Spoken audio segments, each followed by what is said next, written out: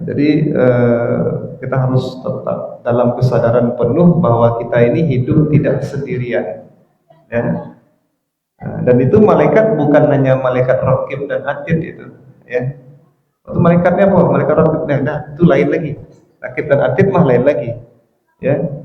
Yang mengawal apa namanya, mencatat amal baik dan amal buruk itu, ya.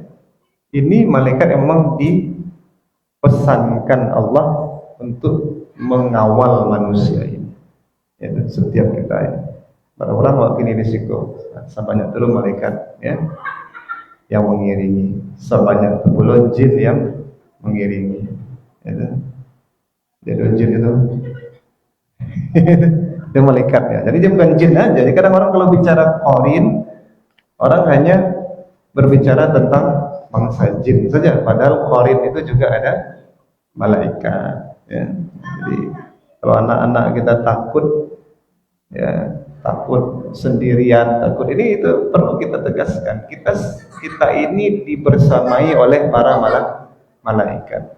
Oleh karena itu jangan membuat malaikat-malaikat itu risih dengan perilaku kita.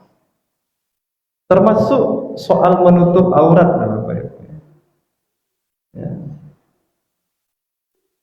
Ketika manusia itu menutup aurat, maka malaikat itu akan mendekat. Ketika manusia itu membuka aurat, malaikat itu menjauh, karena malaikat itu tidak suka melihat aurat. Gitu.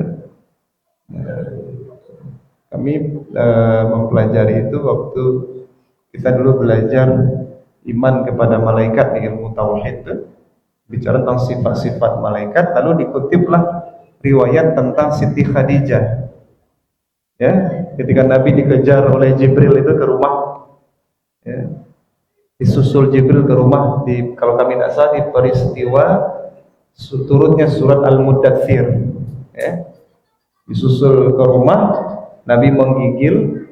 Itu ketika Siti Khadijah menutup kepalanya, ya, menutup kepalanya. Dalam satu riwayat dikatakan ketika Siti Khadijah menutup kepalanya, Nabi Muhammad menggigil, ya.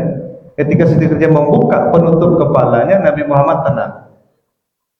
Sekali, dua kali, tiga kali, maka pahamlah Siti Khadijah bahwa sosok yang mendekati Nabi Muhammad ini tidak suka kalau beliau menjauh, kalau beliau membuka penutup kepalanya.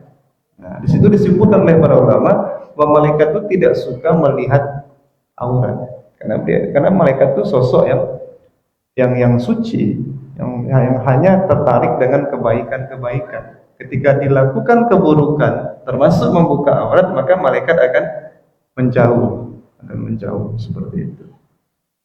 Nah, ya, jadi bisa kita bayangkan tuh kalau orang di rumah itu, ya, membuka aurat tuh, ya, dan aurat tuh ada bahasannya dalam fikih, itu ada batas maksimal, ada batas minimalnya, dan itu kita harus pahami betul dengan baik.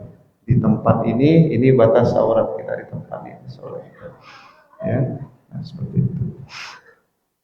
Tapi kata Ustaz Abdul Somad, malaikat maut tidak, ya. Kecuali malaikat maut, mau dalam bermaksiat tidak bermaksiat, malaikat maut apa namanya, tidak mempan dengan itu, katanya.